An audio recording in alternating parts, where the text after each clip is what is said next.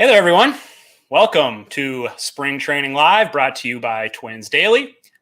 I am Nick Nelson of twinsdaily.com, joined here tonight by fellow Twins Daily co-founder and Florida man, John Bonus, a.k.a. John Bonace Ramsey. I don't know. I'm trying to come. I'm running out of nicknames here. A.k.a. Redhead. Yeah, Redhead. He's the red forehead. Yeah. To those who are listening via podcast, I can't describe the redness of the top of John's scalp to you. It is glowing. It is glaring through the computer screen at me. Yeah, it was a bright, warm, sunny day in Fort Myers today. It was probably 80, and people were seeking shade at Hammond Stadium all around it, which, by the way, it gave a preview of some of the things that the Twins are going to wrestle with at Target Field. Because, so in Hammond Stadium, down the left field line, there's sort of a covered walkway that goes to the left field foul pole, right?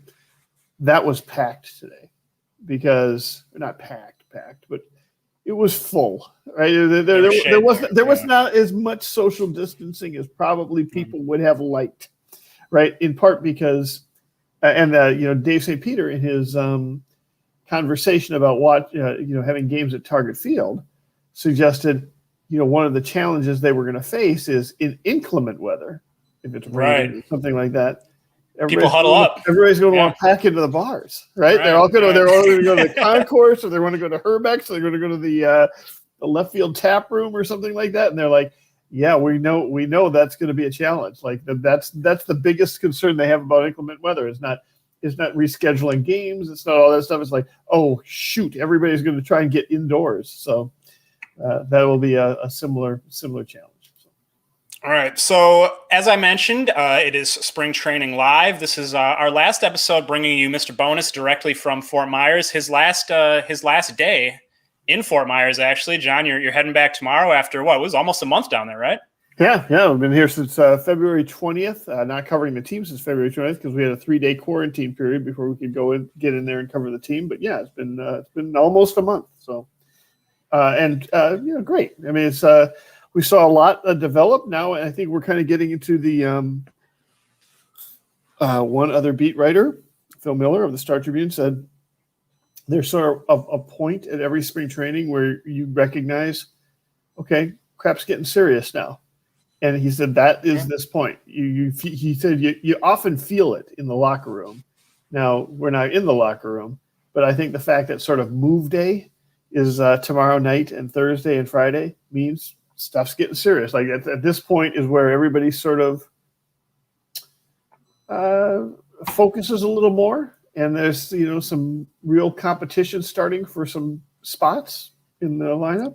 And I think we're at that point. The more relaxed aspect of spring training is about over right now. The more, hey, let's play some prospects and see what they look like and get accustomed to them. I think it's ending this week. And in fact, today we saw a lineup that I would have suggested a month ago was maybe the starting lineup versus a right-handed American League team.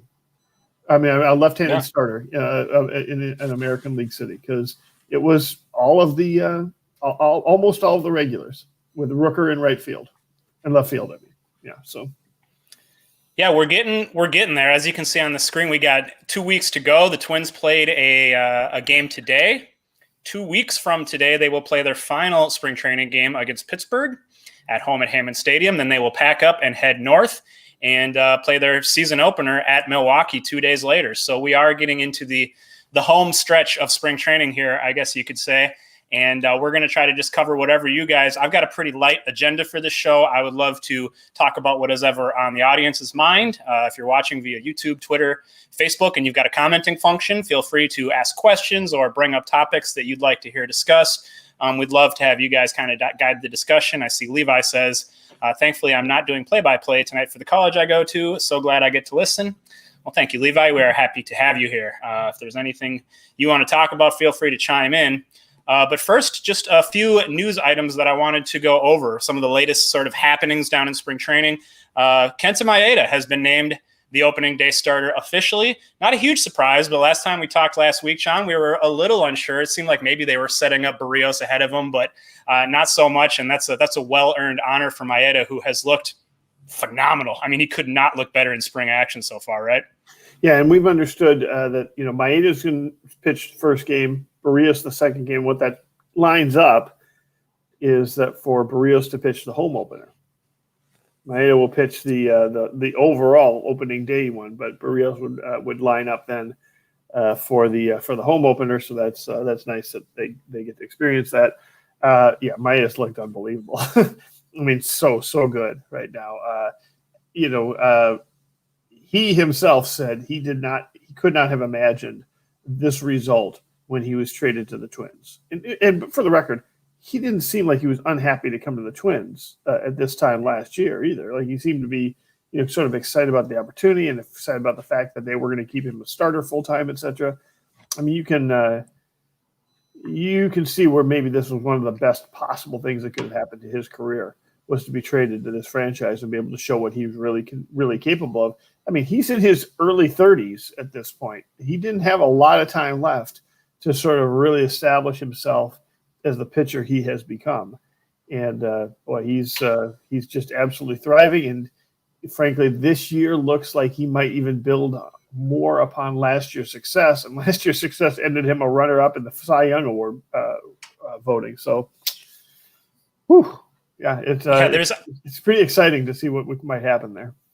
I mean, there's a lot of people wondering if regression is in store based on his track record ahead of last year, which was good, but not elite like this, right? But, I mean, based on what we've seen in spring training, the fact that he's still tinkering, working on new pitches, and the fact that those improvements last year were not random or fluky. They were driven by changes that the Twins helped him make. So I think there's a lot of reason for confidence in Maeda this season.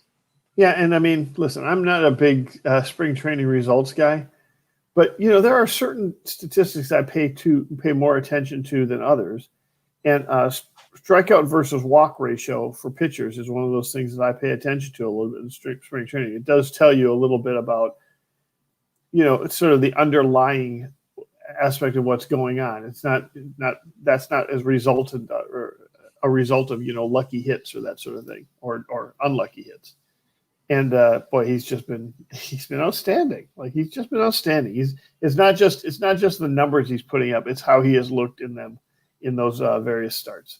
In fact, he himself said right after his last start, one of the questions was,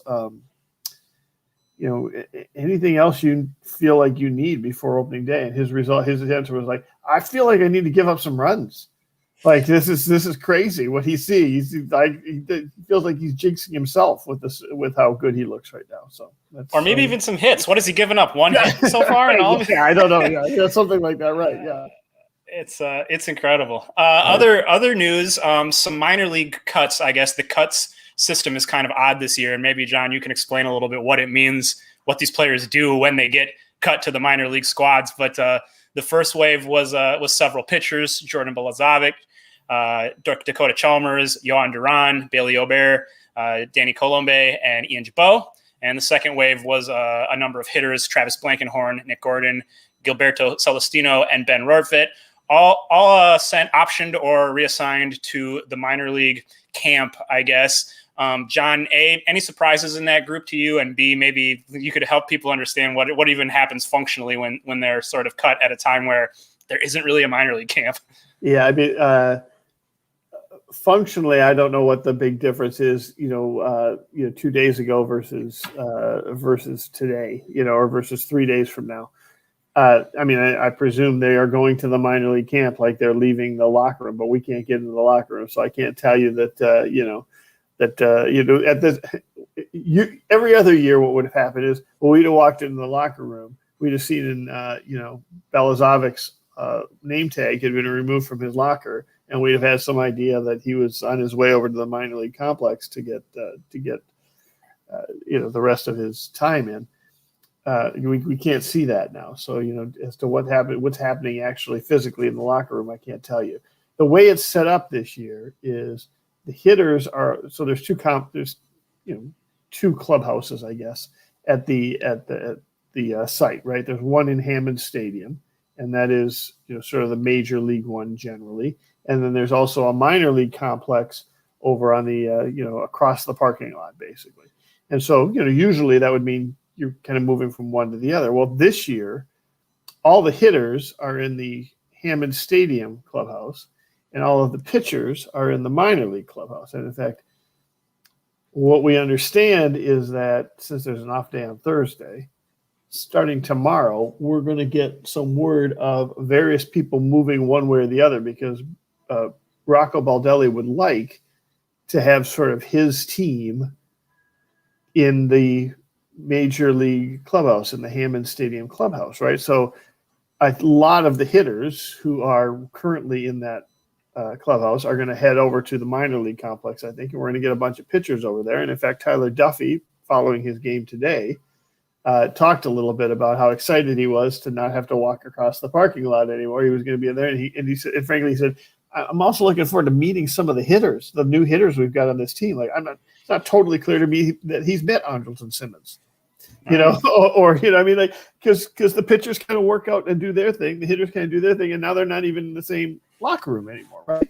So I think these two roster moves are roster moves, right? I'm not even sure that we're going to necessarily get official roster moves, sort of like, oh, this person's off of the spring training roster and that sort of thing, over the next couple of days. But we will get a sense, I think, of who is in the major league clubhouse and who is not, and that's sort of the writing on the wall, as it were. Yeah, it is. So yeah, I mean, it is the writing on the wall. That's right. So none of these names really surprise me. They're all basically prospects, or else, Colombe and Jabot, I think, were outsiders for the bullpen picture. The name on here that surprises me in just the way his spring has gone is Joan Duran. Correct me if I'm wrong. I don't think he has pitched in a single spring training game. I have not noticed him in the game yet. Yeah. Which is very surprising to me, because he seemed like he was basically maybe their most MLB ready among these top prospects, and a guy they would start to work in quickly. You haven't heard anything about him or why maybe they've sort of held back? I mean, even Bilozovic has pitched in games. No, it's a good question. It's probably worth investigating from our side. I can't tell you that I know exactly why that has happened. I mean, we've seen prospects that are, like Winder was in there, right? That's not a particularly high prospect. It might be that he's dealing with something. It might be that they are not interested in him facing competition because he's working on a particular pitch, or he's working on some things, and they want to keep him a little bit separate.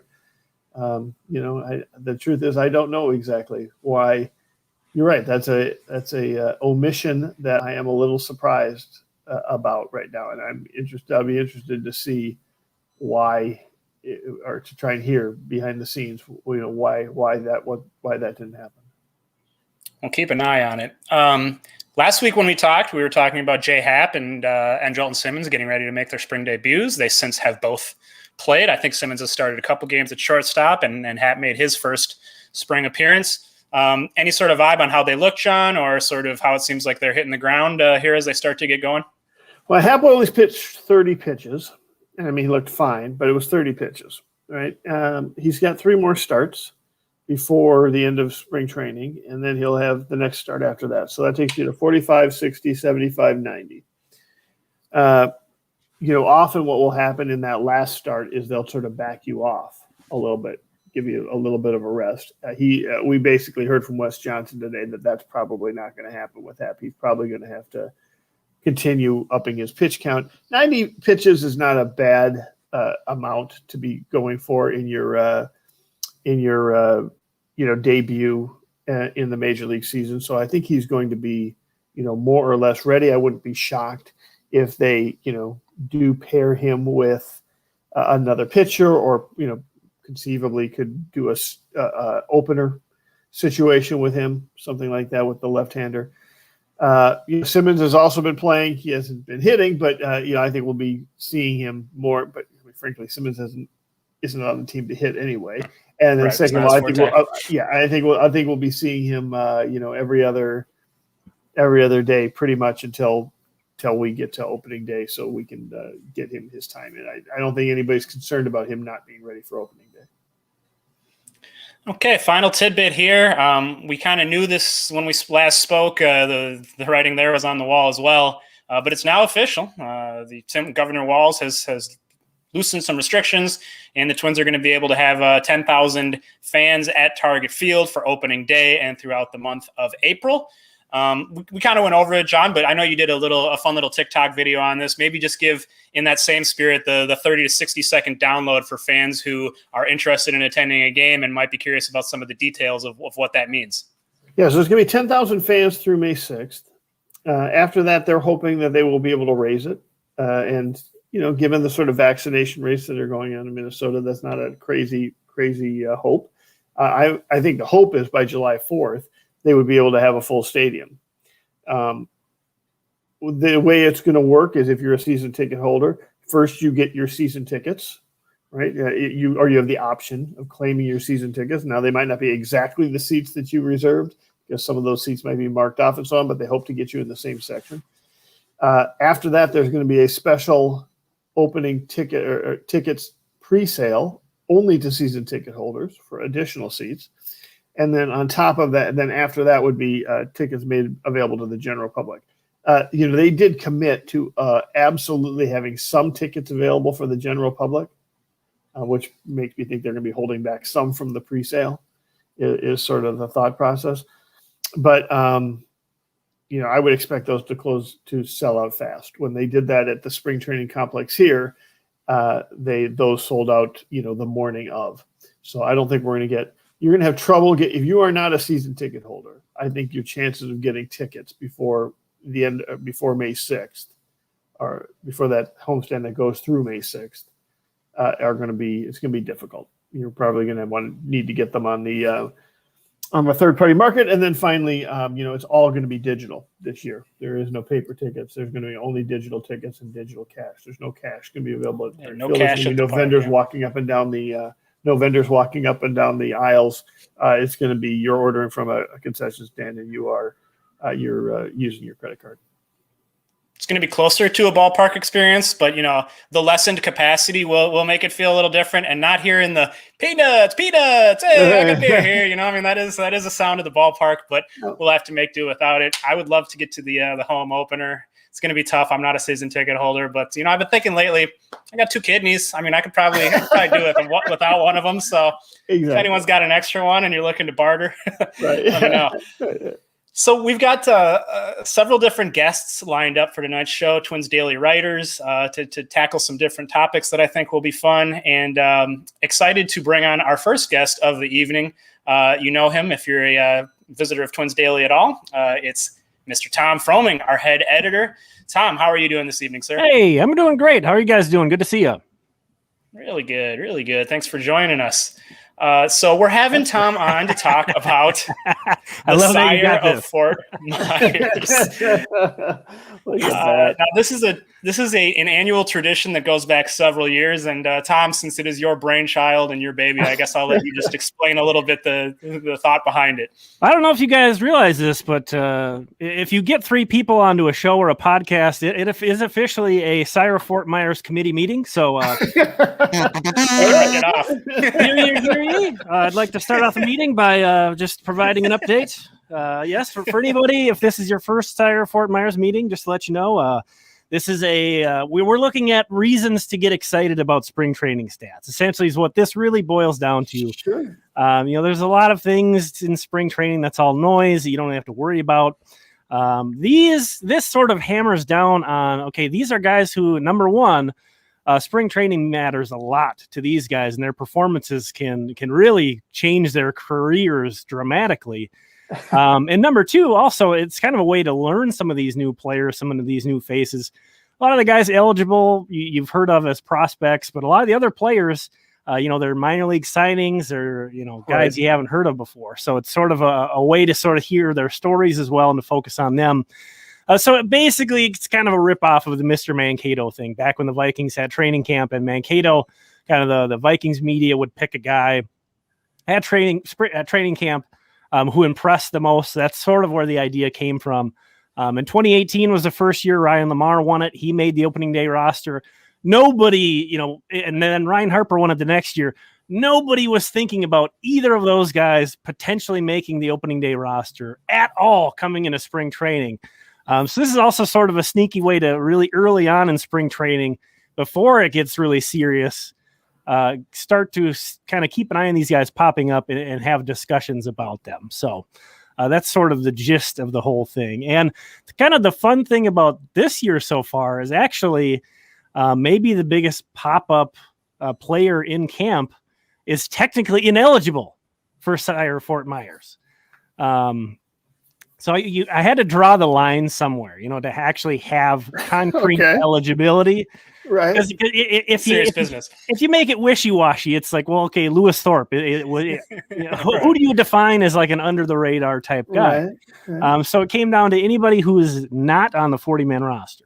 Doesn't matter if you played 1,000 Major League games. You're not on the 40-man roster. You're working your tail off to get on the 40-man roster at spring training. Oh, poor Kyle Garlick.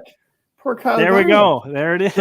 Right? And then That's then anybody who is on the 40-man but has yet to play an MLB game is also eligible. So like Nick Gordon would have been eligible, Dakota Chalmers. But yes, Kyle Garlick, who's been the most impressive guy in spring training. But sort of that's the other thing is we have plenty of reason to talk about Kyle Garlick now. And I actually want to do that in this segment, even though he's not eligible technically for Sire Fort Myers. He leads the team with 3 home runs. He's the only player with multiple home runs in the Twins. Team high 1,300 OPS so far and 17 total bases, which is 5 more than the next hitter. He is on the 40-man. He has 42 MLB games to his credit between the Dodgers and the Phillies the past couple years. But, the thing about Garlick is he hasn't been in the Twins system. That's really the only reason why Twins fans aren't super aware of him. This is a guy in 645 AAA plate appearances. That's sort of roughly maybe a full Major League season, right? 40 home runs, 43 doubles, 105 RBI, 103 runs scored. Now, that was in the Pacific Coast League. So that's a very offensive, crazy league. But Kyle Garlick is definitely, outside of this sort of Sire Fort Myers conversation, but somebody to keep an eye on. And I kind of wanted to ask John, have you seen him in batting practice or anything that he's really jumped off in addition to sort of the numbers? We've seen him in the games and so on, and he's done well. I think there is sort of an ongoing question about what they're going to do with sort of that 13th/14th spot on the roster. And Garlick is one of the guys that has been mentioned as one of those people. I know there were at least a couple of beat writers that were seriously trying to figure out if he had a path towards making on that. I don't think he does right now, given kind of where things sit.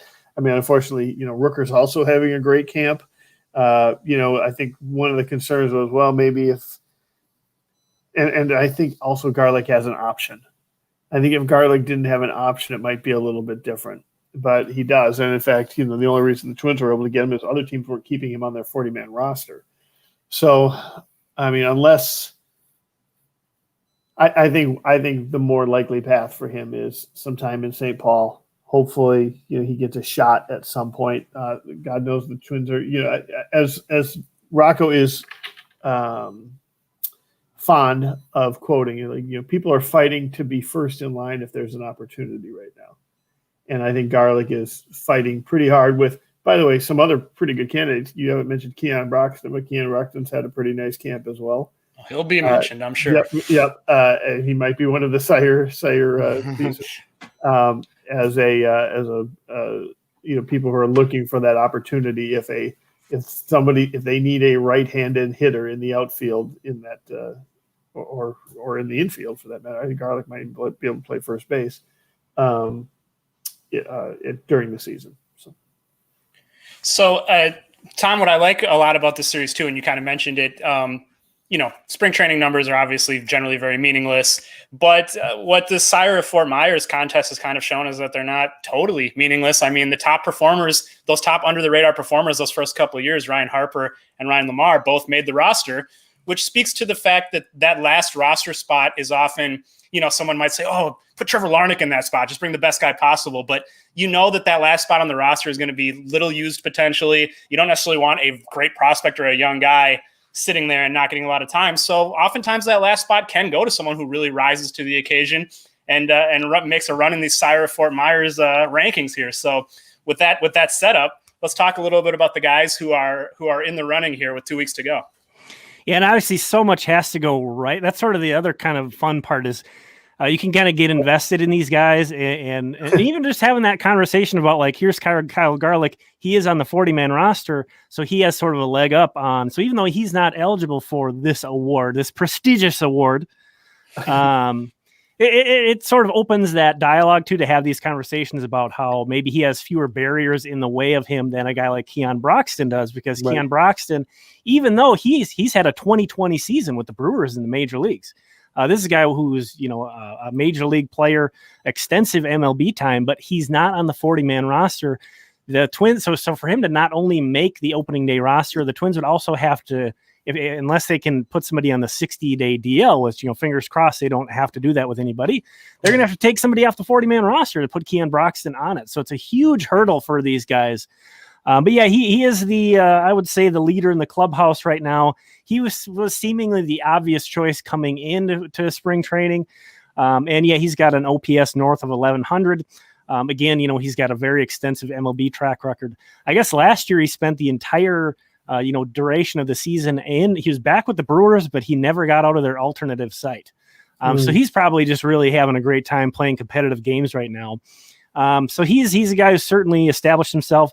And, kind of going back to that fourth outfielder question, last bench guy, if it comes down to somebody they really need who can play center field, if they don't feel, maybe Jake Cave, they want playing left field every day or something, or they just don't really feel that great about him in center, that's where you can see that path to Broxton potentially getting his foot in the door, because there really aren't that many other guys that can play a center field. And as we saw, Gilberto Celestino, who's one of the prospects, already sent to minor league camp. So I think that sort of shows that Broxton's at least sort of put a leg up over him.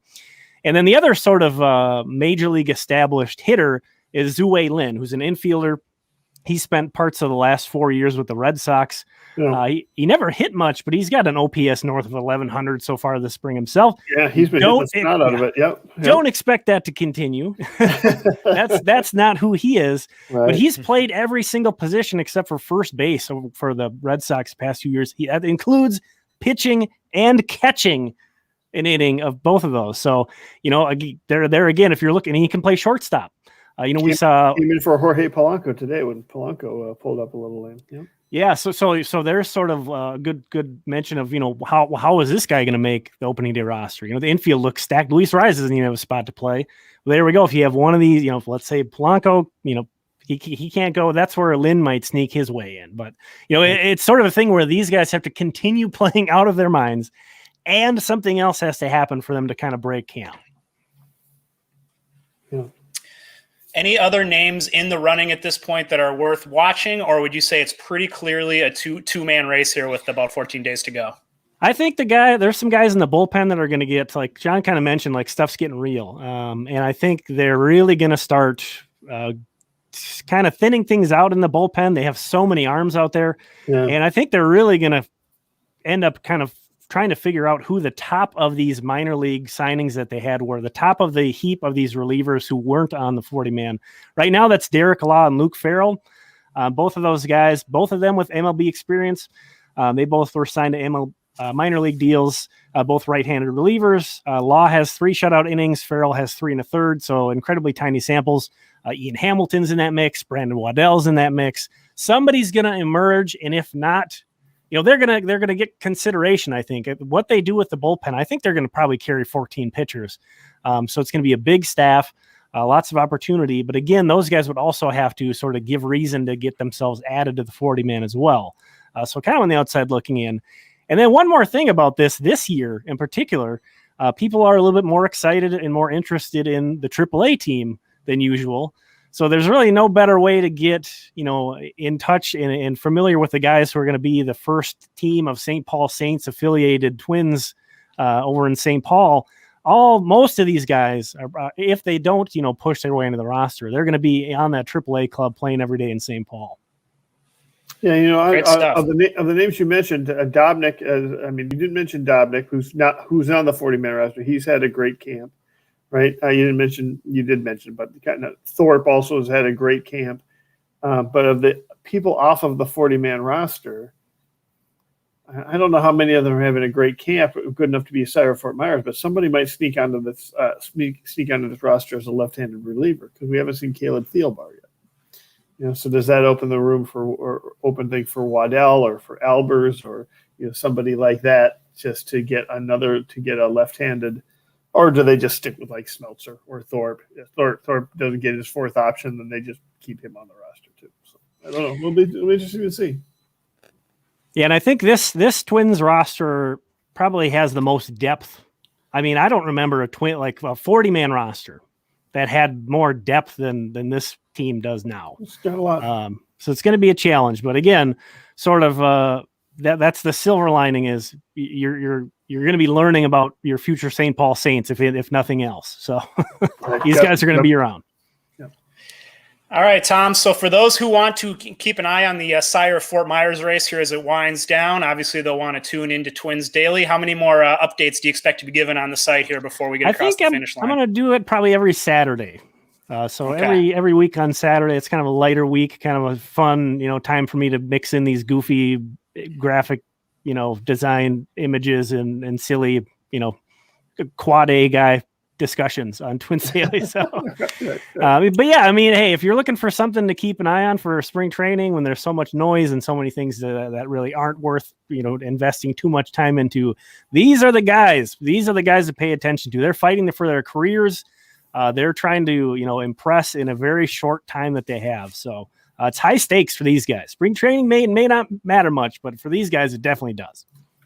I love it. And as we all know, graphic design is your passion. One of my favorite works by yours is the new uniform picture, which is the Stonks guy with like a brand new hat standing behind home plate at the Metrodome for some reason. Just really, really brilliant stuff.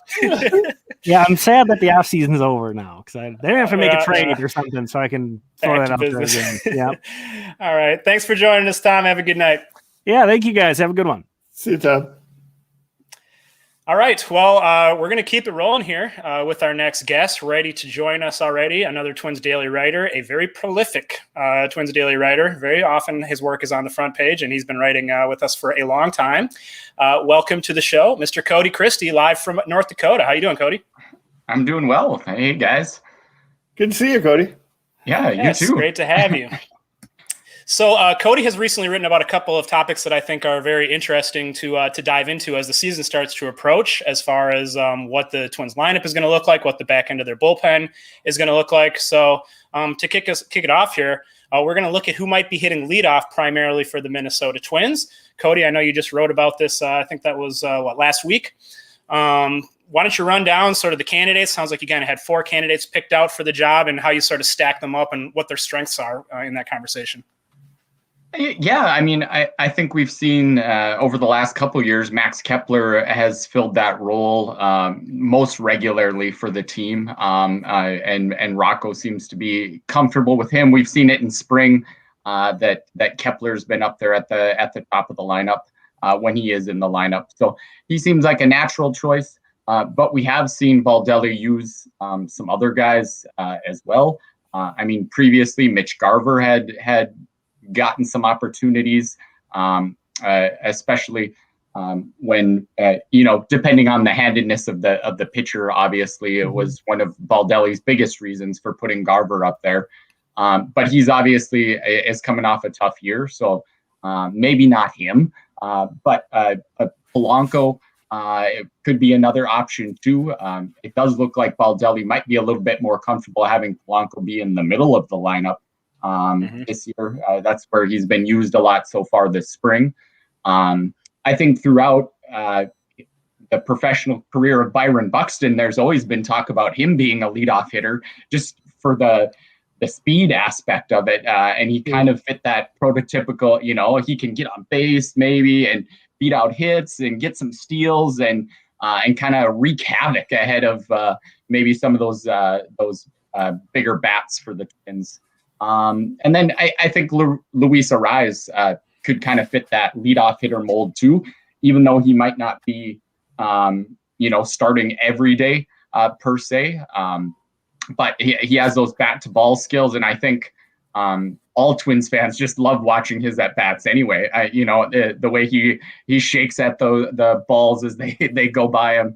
That can be fun as kind of that leadoff batter. He just brings so much energy. I feel like every time he's in the batter's box, it's he's not going to hit the ball hundreds and hundreds of feet, but he takes a good at bat, and just the energy factor with him for sure. Yeah, I think Arraez kind of represents the new school model of a leadoff hitter. He's not particularly athletic or fast, but he's just an on-base machine, right? And he can hit lefties and righties, whereas Buxton is maybe more that old school prototype, where you set the on-base skills aside. You just want that fast, that speed at the top of the lineup, that electricity. And honestly, I think there is some argument for having Buxton at the top of the lineup, just because I like the idea of him getting on the field in as many at-bats as you can per game. Just give a chance to get him on bases, force errors, etc. We've seen what he can do with an infield single when a guy's on third, right? So I will say I looked back at the Twins spring training box scores just a little bit ago. They played 15 games. They have had only 2 leadoff hitters, and they've basically traded off day by day. It's Max Kepler and Luis Arraez. Kepler has made 7 starts in the leadoff spot. Arraez has made 8. So it doesn't seem like Rocco Baldelli, Cody, has much motivation to move away from those 2, which is interesting because they're both lefties. How does that strike you? Do you think that, that's a pretty clear sign that those are the guys he likes in that spot, right? Yeah, I guess I was leaning more even in the piece as I was writing it that there are options, and it's nice that the Twins, as you guys were just alluding to even in that last segment with Tom, is there's depth here. There's guys that you can plug and play in multiple spots in the lineup, and they can fit multiple roles. It's Kepler seems like the logical choice that'll probably get over 100 starts in that leadoff spot throughout if they play all 162 games this year. And then, other guys though can fill in or rise or whoever else to make it work. And whoever the best matchups are will get that opportunity. I wouldn't be shocked if we end up seeing Kepler leading off more versus right-handers and Arraez versus left-handers, even though Arraez is left-handed, just because he seems to be able to hit both sides of the plate very well. I will say this: you can't start Kepler leadoff against a left-handed pitcher. That's irresponsible. Right. That's where you want Garver, right? That's why Garver ended up getting so much time. I will say this: there's only been one lineup where they were both in the lineup. I think it was Saturday's or Sunday's game, and in that time it was Arraez batting leadoff and Kepler batting third. Every other game, it's been one's in the lineup, the other one isn't. So whichever one's in the lineup has been leading off. During the season, I think more times than not, when Arraez is playing, he's going to be playing in a lineup with Kepler. It's not like he's going to be swapping out for Kepler. There's some rearrangement of things such that when Kepler gets a day off, you're moving things around so that Arraez ends up getting his spot, right? So I think a lot of times when Arraez is in the lineup, it's going to be with Kepler. And it'll be interesting to see if they're both in the lineup. And I think maybe we'll see it more over these last 2 weeks of spring training, if they're both in the lineup, if consistently Arraez ends up as the leadoff and Kepler in the third spot too. I think also that happened on a road game. So it did happen on a road game. And so as a result, there weren't that many major leaguers in the lineup. You know what I mean? So in general, when that happens, you've got 6 minor leaguers batting 4 through 9, and you've got 3 major leaguers that are going to be your 1, 2, 3, and he just happened to arrange Arraez at the top and Kepler batting third because you needed somebody batting third. You're not going to throw a minor leaguer there, right? So I'm not sure that necessarily means anything. But the one time they have both been in the lineup this spring, it was Arraez leading off. So Good to know. I'm a little surprised we haven't seen Garver or even like a Jorge Polanco even bat once in the leadoff spot. I thought maybe Rocco would trend that way just because, I mean, as we've discussed a couple episodes ago, Kepler seems like a better fit in the middle of the lineup when they don't have Rosario's lefty bat. Greg makes a good point here. Arias, like when Gene Mosh would lead off Butch Winnegar, who walked a lot. Obviously, I don't think Arias is as slow as a catcher necessarily, but Rocco Baldelli comes from the Rays, who are a team that would certainly use unorthodox leadoff hitters. I'm trying to remember the name of the catcher who was super slow, who they would hit leadoff all the time because he was just a good on-base guy. I think that's sort of a good guide to follow here. Cody, out of all these names, if you sort of had your pick, who you'd have leading off opening day or most regularly, who would be your preference? I think it's going to be Kepler. He's done it. Unless there's some struggles for him, I think they like the power aspect that he can bring out of the leadoff spot. And I think they just like his approach at the plate. And so I think they'll stick with Kepler unless it's not working, and ride it out. Yeah. Cool. Let's go on to the other article here that you wrote, another sort of key topic for the Twins as they try to sort out who will be their closer. And I put closer in quotes because as we've discussed, and even as you mentioned in your piece, the Twins are not going to name an official closer, but there is a hierarchy in the bullpen. There is a pecking order. And so I think the question here is who's going to be that ninth inning guy, who is Rocco going to be reserving or sort of viewing in that role as close to the closer as you're going to have. So here, Cody, who are sort of the names that you listed out here? Yeah, and as I was putting together the piece, the one thing that kind of stood out is there are question marks around all of these guys. I think if you look at performance from last year or just recent track record, or even some the relief pitchers have struggled a lot this spring. Granted, you take that for what it's worth, but I mean. Twins fans are very familiar with Taylor Rogers and what he has been able to do over the last few seasons. Obviously, last year it wasn't perfect for him. There were some struggles. Some of that might have been luck related, as I mentioned in the piece too. I think his BABIP was over 70 points higher than any other year for him. So maybe there was just some bloops and blasts and things like that falling in against him that hopefully that'll, come back a little bit more normal this year. His strikeout rate was very good last year. I think it was second highest of his career. So, if he can keep those strikeout rates high and get rid of some of that luck factor there, he might just be back to his old self again. They obviously brought in Alex Colomé. Tons of closing experience with the White Sox. He actually has like 3 times as many saves as anyone else on this roster. And so he's the opposite handedness of Rogers. So it seems like the team can naturally, rotate through maybe both of those guys, depending on who's coming up for the team. They can look at the lineup and kind of play it how they want to for that 8th, 9th inning and use both of those. But Colomé too, last year, I think he had his worst strikeout rate of his career. I think it was 6.4 strikeouts per 9, which isn't exactly what you want out of your dominant late inning guy. So certainly something to keep an eye on with him. Granted, it was a pretty small sample size within a 60-game season. The other guys I talked about in the piece, Tyler Duffy has been kind of the Twins fireman guy over the last couple of seasons, and has been very successful in that role.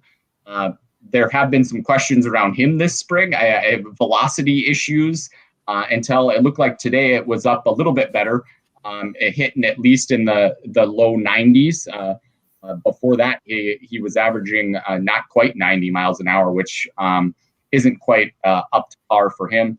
But it seems more likely for him to serve kind of in that same role that he has previously. If they need him in the 6th, he comes in the 6th. If they get into a jam in the 7th, maybe he comes in then. Just whenever they feel like the game might be on the line, Duffy seems to be that guy that they go to, and not saving him till the end of the game. And then the other guy with some significant closer experience is Robles, and he has 27 saves, I think, back from his time with the Angels. Obviously, he's coming off a rough year. The Twins were able to get him for a relatively cheap deal, but he does have that proven closer label maybe attached to him, and so if Rogers and Colomé were struggling for some reason, get injured or for some reason, he can bump up that pecking order and maybe find himself picking up some saves for the Twins. Yeah, you make a good point about the question marks that are sort of surrounding all four of these pitchers, which is a little disconcerting. Rogers, as you mentioned, trying to bounce back from a bit of a down year. Robles trying to bounce back from a huge down year. Colomé coming off a great year, but clearly the whole league has questions about him. Otherwise, he would have gotten a multi-year deal or more guaranteed money. And Duffy, who, it's a good that you brought him up. I see Colton had asked, sounds like Tyler Duffy has been struggling so far this spring and his stuff hasn't been there. Do you have any insight on what's going on with him? I mean, I am reminded to some extent of how Joe Nathan would show up at spring training every year and be throwing in like the high 80s and everyone would panic. And then on opening day, he'd be back up to like 95 and blowing people away. But, Duffy is not Joe Nathan. He doesn't have that track record. And he's a guy that if he loses a couple miles per hour on his fastball, he's going to be in real trouble. I mean, his turnaround was largely based on him going to the bullpen and getting more velocity on that fastball. So, John, as someone who's been there and watching him, maybe hearing from him a little bit, what's your level of concern around Duffy? Well, he hasn't looked good, but he looked great today. He came in and was throwing 90, 92, 93 mile per hour fastballs again. He was throwing a super slow curveball and so on. I mean, he just – I'll tell you this. If they're worried about Duffy, they're doing a nice job of hiding the fact that they're worried about Duffy. Certainly you don't get that sense from any of Baldelli's quotes about him. I get the sense, reading between the lines, what I think that either they're trying to convey or they are not trying to convey, but it's what's going on, is that they were working with some things with him early in spring training to see what he could do and taking those into game situations. And, trying to get, I think, some of his mechanics straightened out for his fastball or so on. He was not throwing a 90-mile-an-hour fastball for a first couple outings. He threw 4 fastballs today. They were all 90 miles per hour or more. And like I said, 2 were 92, 93, which is kind of where you expect him to be. So I think I'm not saying it wasn't legitimate to worry about him early on, but again, this is where people start really paying attention and gearing up for the season. Watch him a couple more times out here. He just pitched today. I'm guessing we'll see him again in like 2 days, and we'll probably see him in a back-to-back situation sometime in the next week. And when that happens, let's see what happens and what the radar gun says. We'll be monitoring him. Cody, if you had to guess here from this point, who would you predict will lead the Twins in saves this season?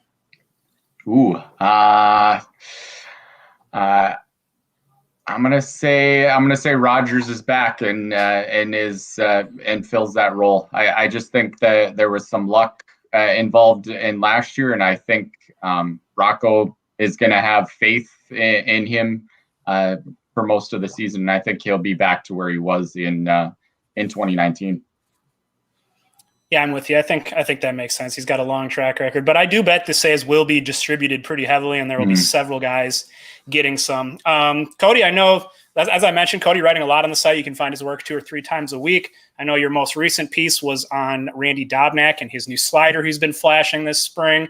Good stuff. Anything else you've published recently or got in the works that you'd recommend that people look out for? Yeah, I was doing some stuff on ranking some of the minor league players just on specific tools. I had a couple pieces in that series last week that were fun, just ranking them straight on power and straight on the hit tool. So I might jump into that a little bit more too before the season really starts going here. So look out for some more of that maybe. Awesome. Well, yeah, make sure to come by twinsdaily.com and look for Cody's stuff. Cody, thanks so much for the great analysis and for joining us tonight. Yeah. Thanks, guys. Good to see you, Cody.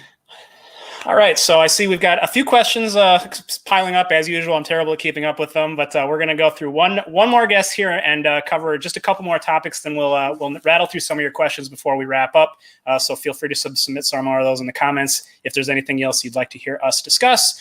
For now, we'll bring in a familiar face, Mr. Matt Trueblood, who joined us last week to talk Jose Barrios and Byron Buxton extensions. I know that Colton had asked earlier, any updates on possible Barrios and Buxton extensions?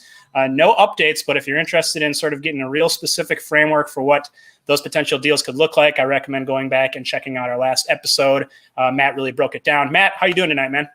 Doing well, guys. How are you? Great. Good to see you.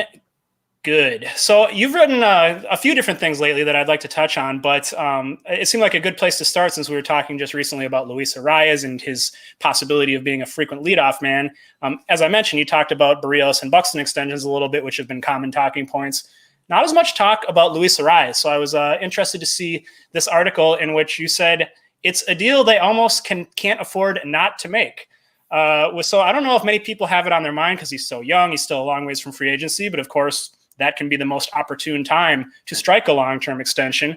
Talk to us a little bit about why you think that he's a candidate at this stage. Yeah, that's right. I think this is the perfect time to strike with a player like Arias. And some of that is unfortunate, and we should probably say that out loud, that like one reason why it's a great time for the Twins to approach Luis Arias about an extension is because he's had time now to demonstrate that he is a phenomenal hitter. He can hit tall fields. He makes consistent contact. That contact is not too many ground balls or too many lazy fly balls. It's lots of line drives. He's very difficult to map out a defense against, as I've written about in the past. The Twins know that there's this very high floor on Luis Arias, but Luis Arias knows that he's still 5 years from free agency. And because of sort of the somewhat unfair, borderline unethical way that players are brought into the game at the threshold of the professional level internationally, he only got a $40,000 signing bonus. $40,000 7 or 8 years ago when he signed out of Venezuela. So the Twins have a lot of financial leverage at this moment. Arias is not a young guy. You know, he's very young, of course, in the grand scheme of things, but not young for a guy who's only 1.5 years into his major league career. He's going to turn 24 this April, I believe. So the Twins have this opportunity to gain a lot of cost certainty, stretch their team control by a year or two, and even have flexibility on the back end of that in the form of club options. A number of teams have made deals just like this. Not only and he's young. He's young too, right? Exactly. He's, what, 23 years old or something, right? 22, yes. 23? Yeah, but not so young that he's going to hit free agency at a real young age where he can look ahead and say, no, I'll wait and make my 9-figure deal down the road. That's probably not coming for him. So the Twins, again, they just have this chance to make him very rich and set his family for life, but take advantage of the fact that otherwise he's kind of having to wait longer in line at the buffet. Yeah, I mean, I think another factor in this that has to weigh on Arias to some extent, I can say from experience, not the same kind of experience, but because I've had my battles with knee issues. If you got bad knees, you're reminded of it constantly. I mean, especially as a player, every time you run down the line, every time you hit the base funny, and he's only 23 and he's already had some serious knee issues. I think that, there's been a lot of talk that the reason the Twins moved him off of playing second base regularly and are maybe skittish about using him in left field is because of these knees. So that's another thing that Arias has to say. He's confident in his body, and it's not like you can't move past something like this, but maybe another motivator for him to just get that security and protect against something happening or those knees getting worse. So you looked at some precedents and kind of came up with a model that, compared to the convoluted Barrios extension, is pretty straightforward, I think. 6 years, $35 million, buying out his first year of free agency, or maybe his first two. And then 2027. It's weird to think about 2027 already, but that's the nature of the strategic long-term thinking. A player option for $10 million. So what sort of led you to that number making sense, and why do you think it would appeal to both sides?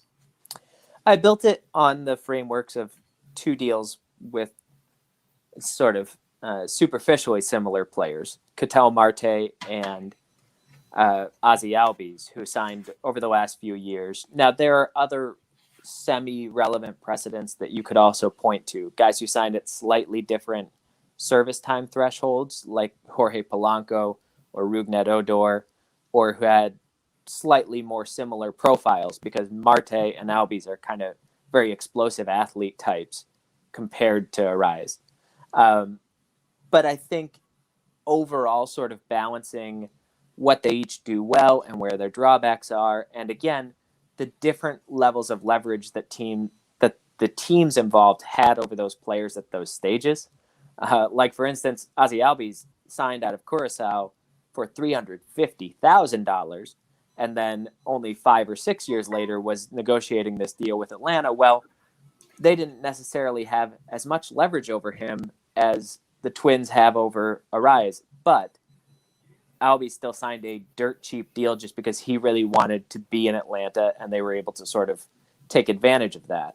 So I built on that framework because that's the way these extensions happen. They're built from precedent. Teams don't feel comfortable, and really agents don't feel all that comfortable swimming in uncharted waters. They want to have a general idea based on past contracts of what this new one should look like. So I started there. But I made the deal that I'm laying out as a proposal for Arise a little bit richer than either of those, really. Largely because I think it's just a little more fair to Arise. It's a little more forward-looking at the way we sort of expect the finances of the game to change over the next half decade. And again, I think it gives some incentive for Arise to make that swap now, and it allows the team to sort of lock in and know where they have a dynamic part of their offense, cost certainty and sort of role certainty for the next several years. I think and I will add, I don't know if Arias is feeling, sour or disappointed. He certainly hasn't really conveyed it, but regarding the de facto demotion and losing his starting job at second, but a contract extension that guarantees him $35 million would help smooth that out a little bit, I think, which is another thing here. John, what do you think about a deal like this? Is it something you'd be interested in? Yeah, I think the structure of it is really good. I think you're dead on, Matt, in that this is an opportunity that is sitting there waiting for them. And this, good organization takes advantage of opportunities like this. Not only did, like you said, he had a low signing bonus to begin with, but, he only played half a year in 2019. So even the, $500,000-$600,000 he got, he only got half of that. So he got $200,000-$300,000. He only got a third of his salary last year. So that was only another $200,000, right. $175,000. He hasn't really seen even a full year's worth of money. Despite the fact that he's got over a year's worth of service time right now, something, and I think you also make a great point that he's got a high floor. Like, I don't know exactly how high his ceiling is, but he's got a high floor. He seems to be, you make another good point, Nick, in that sort of like, if you're going to mess around with a guy's role like this, it'd be nice to be able to kind of give him as well the assurance that he's got sort of a long-term role with you one way or the other, and he's got the financial security that's tied to it. I think 6 years, 35 to me feels a little bit rich, Matt. I would have probably gone, but I mean, within the range, I wouldn't have gone less than 30, right? The player option on it, to me, I think I'd probably push for a team option. No, yeah, it is. It was a team option. That's just bad. That's just typos by a stupid idiot putting together. I think I copied and pasted one from last time and changed that out. Anyway, but bottom line is, I like the structure of that deal. I would love having Arise on this team for a while. I'm not as worried. The knees thing is, if they are concerned about his knees, then that becomes a much more significant commitment to do this.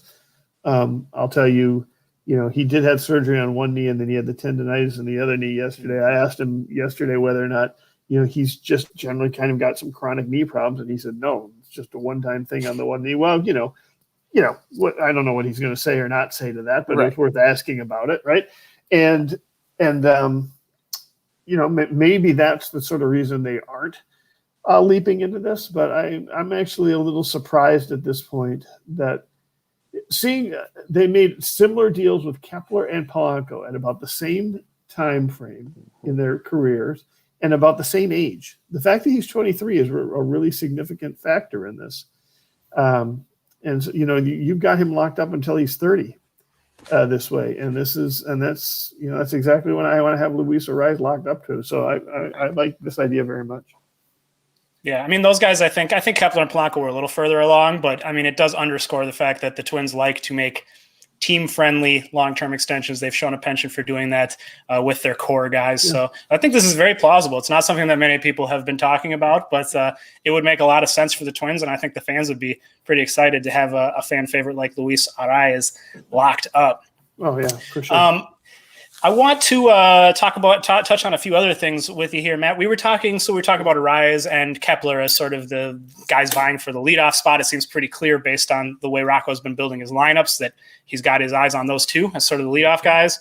But my thought, when we were putting together the lineup several episodes ago, what we thought might be an opening day lineup, we originally had Kepler leadoff because that was just sort of the traditional norm.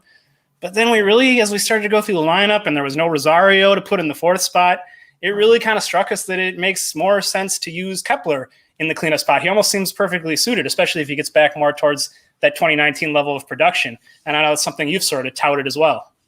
Yeah, I'm a big believer in this, and I think it's easy to see why they kind of like him as a leadoff guy. You want a leadoff guy who draws a lot of walks, and Max Kepler does that, and will probably continue to do that. But there are some secondary characteristics when you're building a good batting order. I've dog-eared my copy of the book by Tom Tango and company, just as I'm sure John and several people watching this have. And one of the interesting things there is that from your cleanup hitter, one thing you really do kind of want, if you can get it without sacrificing the overall quality of that guy, is someone who's good at moving runners over, who doesn't strike out as much as a typical slugger. If you've got a guy who's going to strike out a lot, that's the guy you want to slot in second in the order.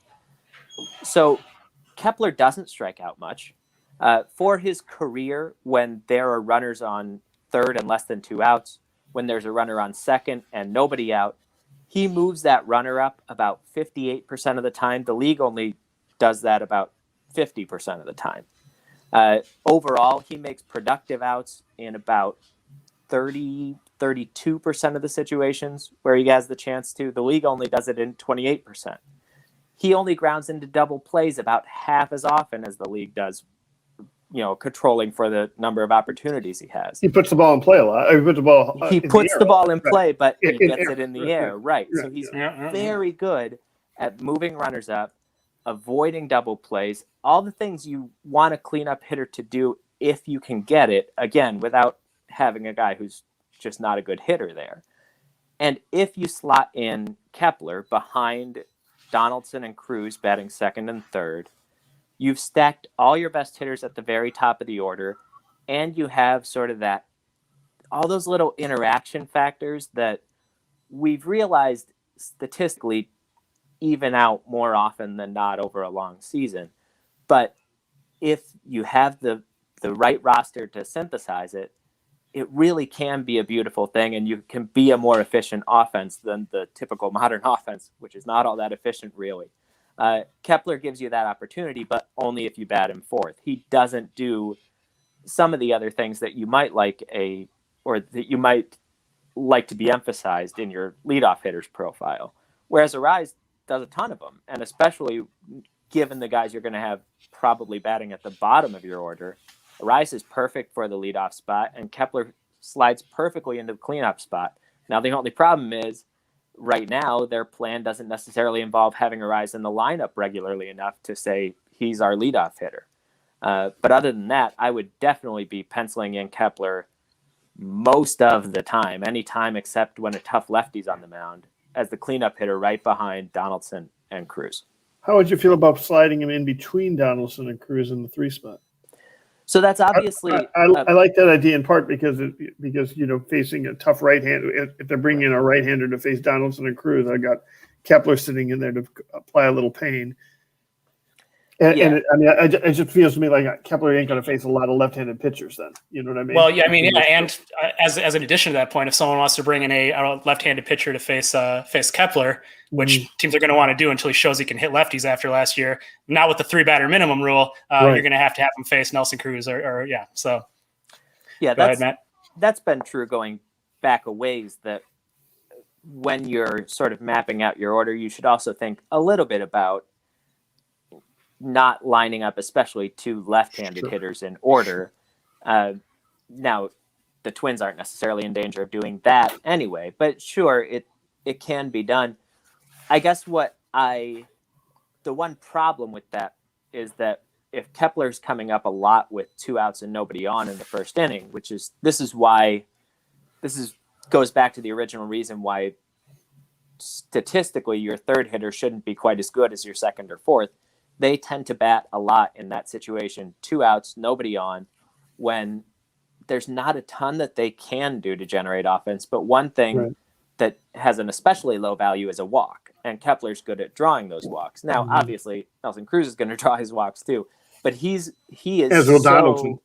Right. right. But Cruz will hit so many homers that even out of the third slot in the order, he's generating a lot of value. Me personally, my A lineup going into this season goes Arise, Donaldson, Cruz, Kepler, Garver, Alex Kirilloff, Miguel Sano, and then Byron Buxton and Andrelton Simmons. But there's an argument certainly for flipping Kepler and Cruz and going down from there. Yeah, I agree with you that with everything you're saying. I mean, Kepler just makes sense as a number 4 hitter to me. I mean, he even made sense before you brought up some sort of deeper statistical and sort of trend reasons that it makes sense. And so I'm just shocked that Rocco really hasn't shown much interest in that, even with Rosario, his staple cleanup man, leaving. I don't know if we've seen Kepler in the cleanup spot once, maybe once or twice this spring. I don't think so.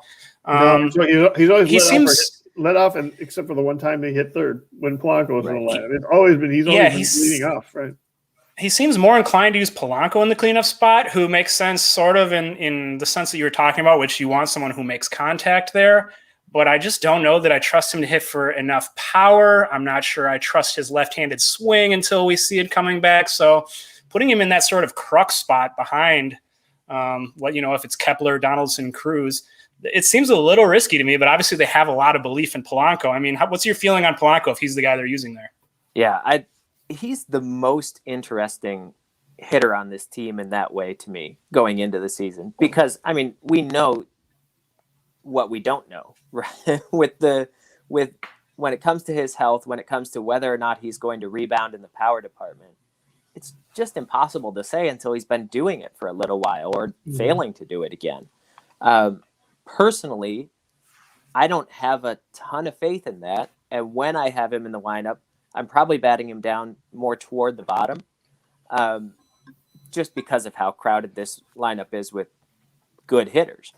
But clearly the Twins feel differently. And when it comes to something where we know there's a skill that has been expressed and then has been limited by injury, I have to defer just a little bit to the team, because I know they have better information about whether or not he's going to be healthy now going forward than I do, even if it's some of that might be overly optimistic on their part. John has a good comment here. There's always an idea that a leadoff hitter aids the lineup behind him by working longer at bats. I see 1 pitch at bats from Kepler. Is there statistical support behind this? I mean, Kepler takes pretty good at bats generally, I think, but not as good as Luis Arraez, right? Yeah, I like to call the approach that Kepler has taken on over the last couple of years. And I actually wrote about this, I don't know, a week and a half ago now. But Kepler's taking an approach that a lot of the league is assuming lately. It's kind of front-loaded, where they're looking for something to hammer on the first 1 or 2 pitches of an at-bat. And if they get it, because they're in that mode and their swing is geared for it, they're very likely to do that damage. That's a really good thing. Then if they come up empty in those couple of pitches, or the pitcher just doesn't give in to them and give them anything hittable, then they get a lot more selective and they're willing to work a deep count and they're going to try and get out to 3 balls and maybe even draw a walk. So, or get their pitch later on when they know it's coming. It's kind of they're aggressive early and they're aggressive late. Right. Exactly. Yeah. And in the middle, you try to be more selective, and that works really well in the modern game. I agree that it's not perfect for a leadoff hitter, and Arraez does give you those tough at bats where, he's just sort of waging war on the pitcher and he'll foul off as many as he needs to.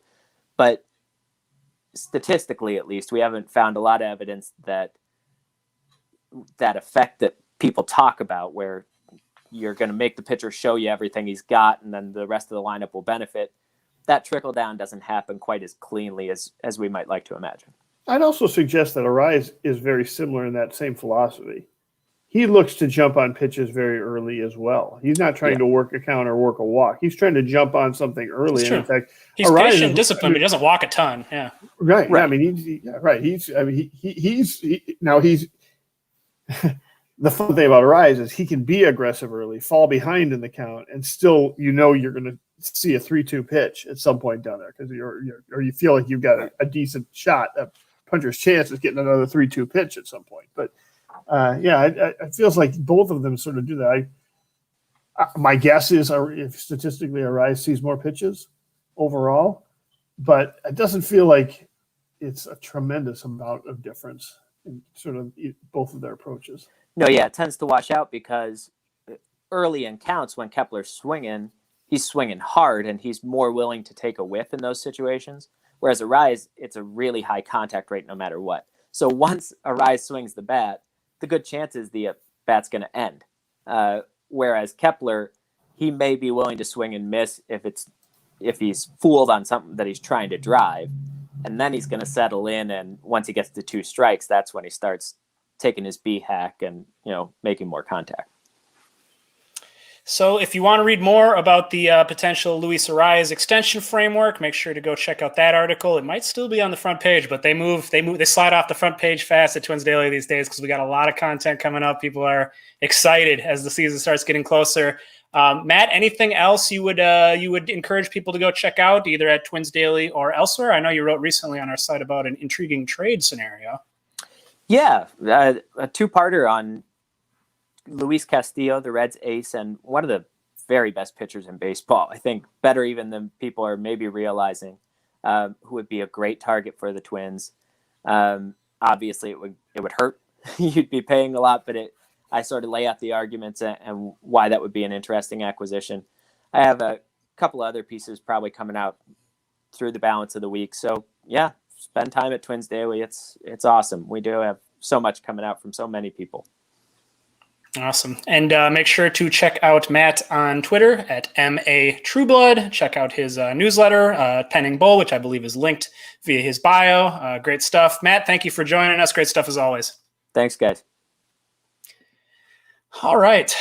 Let's go through a few of these questions before we close out here. John, obviously a popular talker in the comment section here. Jonathan asks, who's left fielder? Greg says it looks like Rooker is winning the left field job. Is that an accurate read? I mean, there's a decent chance they go with a Cave Rooker platoon. I think the fact that we've started seeing a rise in left field a little bit gives me some thought. I mean, Kirilloff ain't hit, and I don't know that was. I don't know that that's a game changer, but he's not hitting. He's hitting 100 or 120 or something like that. He hasn't had a good camp in terms of results. Right. I mean, it's not like the Twins are gonna like losing faith because he's not hitting, but he needed to kind of hit his way onto the roster with sort of the circumstances working against him, right? Yeah. I mean, I think there was a default answer coming into camp as to whether or not he was going to make it. And I thought that default answer was no because of service time, but now I think maybe that default answer was closer to yes, given the fact that I think they already knew ahead of time that the April season for AAA would be canceled.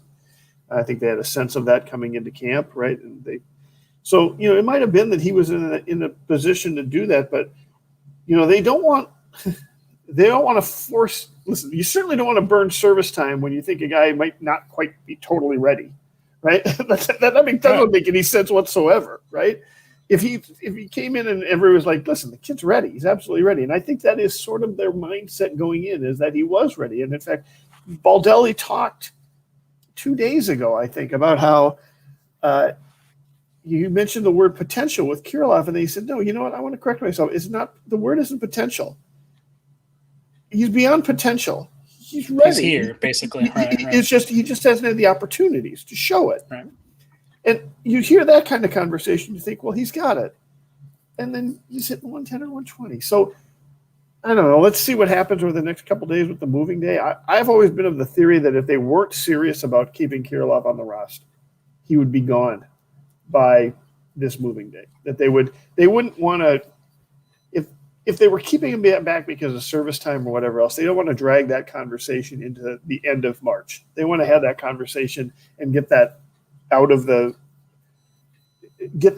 clubhouse and get that out of the press by the middle of March, so we can talk about whether Kyle Garlick is going to get the last 14th spot instead of worrying about Kirilloff. But I don't think that anymore that really was the case, is that they were going to send him down for service time. So now I don't know. We'll see. It's a big thing, because this roster, whether or not he's on this roster, I think Cave is on the roster either way. I think Rooker's on the roster either way. If Kirilloff's on the roster, well, now I've got my five outfielders, and frankly, I don't know exactly what I'm doing with if I'm even having a 13th player. Like it's absolutely going to affect the back end of that roster whether or not Kirilloff makes it. Greg says, I'd like to keep all three of Broxton, Rooker, and Garlick on the roster. I assume that's not logistically possible, is it? I hope you mean within the organization, because I think that'll happen. But you're not getting all three of them on the roster. No, you're not getting all three of the right-handed outfielders on the roster. That's not going to happen. I will say, in that conversation, we talked earlier about how Broxton may be at a disadvantage by not being on the 40-man. He may in some ways have an advantage if they like him and they want to have him around, because Rooker and Garlick have options. They can send them to the minors and not worry about losing them. Broxton has an opt-out, and if he's not going to make – really? I don't think he does. I heard the other day that Broxton does not have an opt-out. Well, that would change things. I haven't confirmed it, but I haven't heard they didn't. So I think all three of them are in a good position to get some time this year. I just don't know. I think only one of them is going to make the opening day roster, and I think it's going to be Rooker. Okay. I do see – I mean, I get the argument in favor of Rooker, but I will say I see Garlick potentially being a better fit right now, especially if they want to play a lot of left, because I think, he's a better defender, is my understanding. I haven't really seen him play D, but Rooker's not very good. And also, Rooker does not – at least in the minors, really have a reverse split. He hasn't been all that strong against left-handed pitchers, whereas Garlick has crushed left-handed pitching, which I think when you're talking about carrying that right-handed bat in the outfield to offset Jake Cave if he's the starter, Luis Arias, Alex Kirilloff, and of course Kepler starting in the other place, you probably want someone who can mash lefties a little more. So I think Garlick might have a little more traction in this than is being led on. I think that's a fair point. I would still stay with. I think it's going to be Rooker. I'll just bring up 2 points. The first is that Kyle Garlick was freely available, and it wasn't because he was out of options. It's because he was questionable whether or not he belonged on a 40-man roster, right? So to make that leap from somebody who was being dropped by 2 or 3 teams off of a 40-man roster to, he's got to be our 25th man, 26th man, I'm not sure is there. The second is that, Rooker's 26, 27. Like he's not 23. They've got to figure out what they have in Rooker and what they want with one another. And so I think they understand there is some urgency to sort of figure that out. If they put him off another year, even one more year, he's getting a little overripe, for lack of a better word, right? I could see that argument. It's harder to do when you're just sending him to go practice instead of actually play AAA games for the first month of the season. Right. Yeah. Luke says, I think that Doe Young Park had an article or video saying Broxton did not have an opt-out. Okay. I mean, I had heard otherwise, but that does change the situation, and I'm happy about that. I want to keep Keon Broxton in the organization because I think he's a great piece for them to have around. John, you talked a little bit about how it's a good situation for him. Like, there is probably going to be a path onto this roster for him this summer, right? There's a decent chance of that. I mean, listen, Buxton hasn't stayed healthy, right? Mm-hmm. And if Buxton doesn't stay healthy, to me, the best solution there is a platoon of Cave and Broxton. Either that, or you're moving Kepler into there and you're turning right field over to Larnack, something like that. So I think there's a path there for Buxton. I don't know that it's a 60% chance or something that he gets any significant time, but. Yeah, I think there's a path that if I was him, I would want to stay on that path. JD Cameron, our guy, Twins Daily Writer, says Maeda is something crazy like plus 2,500 for the AL Cy Young. He mentioned that with response to our talk about him possibly stepping it up. Hey, if you live somewhere where it's legal to bet, certainly not in Minnesota where no one would ever place a sports bet. It's against the law. But just a couple-hour drive down to Iowa. If you want to do that, man, I'm going to go put $50 on Maeda with a $1,200 payout. That sounds like a pretty solid little proposition. Look at you doing Levi says, with Thorpe and Dobnak both pitching well, do they both make the team out of spring training? Seems like that's a semi-feasible scenario to me, especially with Thorpe's option situation. I don't think so. I think it's going to be one or the other. I could be wrong. Obviously, Thorpe's situation, like you said, depends on the option year, right? Whether or not he does. I think if he has an option year, he's going to spend time in AAA, right? If he doesn't, well, then he's going to be on the roster. But then I think maybe he's taking Dobnik's spot. I just don't see. I mean, it's possible they'd carry 14 pitchers, and maybe both would end up making it, right? But they start the season in the NL. It feels like they usually carry an extra hitter when you go to a National League ballpark, right? So right now I'm kind of leaning towards a 13-13 situation, and it feels to me like they'll do one or the other to begin the season. I could be wrong. You might be. You actually raise a really good point, Nick, which is that if maybe they want Dobnak as the swingman and they want Thorpe, but then I don't know what Thorpe's role is. Just left-handed? Is he replacing Caleb Thielbar? I don't know. So. Yeah, I mean, it seems like they've kind of been prepping him more in a relief role lately, just having him pitch in these one-inning bursts as opposed to, Dobnak, who's going to be in that swingman, possibly filling in the rotation if Hap's not ready for the first turn or something like that. So I did ask Rocco about that, and he said, listen, we're still stretching him out. He's doing pitches beyond that. And I thought, well, we didn't see him in the bullpen, Rocco, so I don't know. We'll see. He's known for being a little tight-lipped. Levi asks, wouldn't a four-man bench make more sense because of Donaldson and Polanco's injury history? You could certainly make that case, especially because their primary starting shortstop is starting somewhere else. And there's, you got Buxton, you got Donaldson. You're going to want to keep these guys fresh. They could go down. Yeah, I don't know what they're going to do with the 26th person, right? Either the 13th hitter or the 14th pitcher. I still don't know what they're going to do. I don't know which way they want to go with it. Polanco and Donaldson's injury history are both such that they can go on the DL too. And then you just make a move. Sure. And then the other thing is that then that fourth person, like if that's your concern is I've got infielders that get hurt. Well, then who is your 13th person? JT Riddle? Maybe, right? But it's not I think they would rather, my gut feel is they'd rather have an extra bat out there as opposed to just an extra glove that's sort of filling in or things. But on the other hand, one of the things that we've kind of talked a little bit about is, the only person you're pinch hitting for is Andrelton Simmons, probably in this lineup on a regular basis. Right, and if you're going to pinch it for Andrelton Simmons, well, then somebody's got to play shortstop after that, right? So then maybe that does make sense for like you said, the four-man bench, and you take a middle infielder as your 13th bench player. position player. It's going to be one of the interesting narratives to track here in the final 2 weeks of spring training. John, looking back though, as you get ready to return to Minneapolis following nearly a month, as we mentioned, down in Fort Myers, what are your biggest takeaways? What's going to stick with you as you ride the flight back here to the north? Well, I mean, I'm going to be really interested to see how some of these players do. I mean, 2019, what we were getting out of 2019 was a weird year. Or not 2019, 2020 was a weird year, right? And so it's really easy to be optimistic about a lot of the people that we're seeing kind of bouncing back strong. I'm very optimistic about Garver. I'm very optimistic about Thorpe. I'm very optimistic about Polanco. On the other hand, Kepler has not looked particularly good. Sano has not looked particularly good. Cruz has not looked particularly good. I don't take too much out of any of that from spring training. It's early in spring training, and I'm not even here for the last 2 weeks when really, like we said, people are turning it on, right? It's a good team. It's a really good and it's a really deep team. I'm really optimistic about them doing well this year.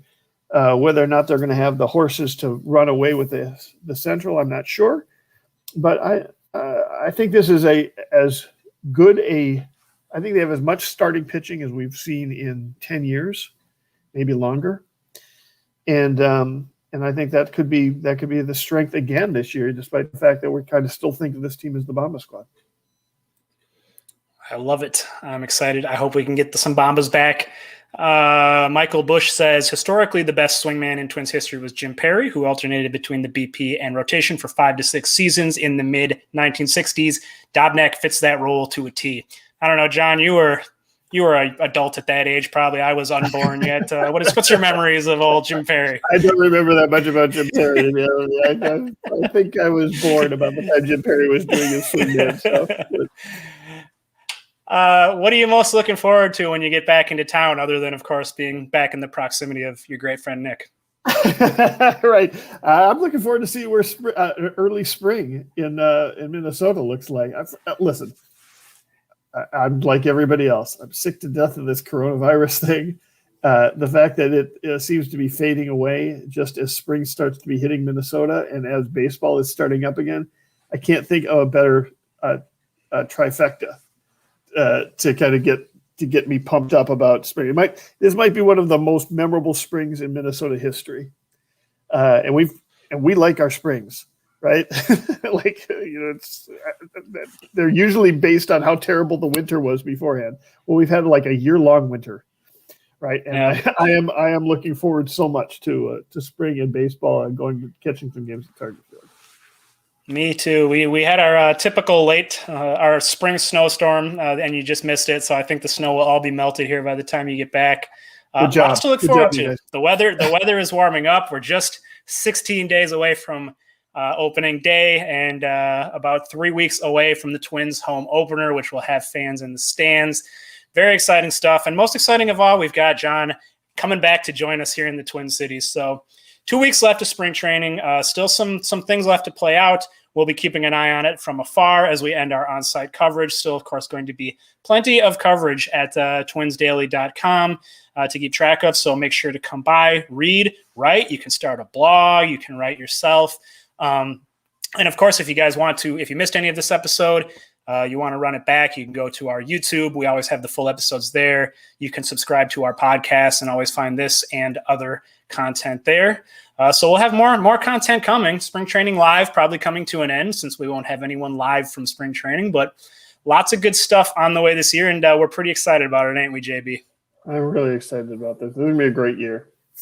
Yes, it's going to be reinvigorating, I think. We got to catch some games together. In a lot of ways. Oh, most definitely. Got to grab Rachel and Chris and get to catch some games. So. Yeah, even if we can't maybe stake out our bar spot like we usually do, we'll make do. Yep. All right. Well, thank you, John. Thank you so much to Tom Froming, Cody Christie, and Matt Trueblood for joining us. And, of course, as always, thank you to the audience for hanging out with us, submitting a ton of great questions and comments. We appreciate you guys so much. As I mentioned, twinsdaily.com. Follow us on social, follow us on YouTube, and subscribe to our podcast. And we'll have more stuff like this coming your way. Always more stuff on the site. So thank you, everyone. Have a wonderful Tuesday night, and enjoy the last 2 weeks of spring training. All right.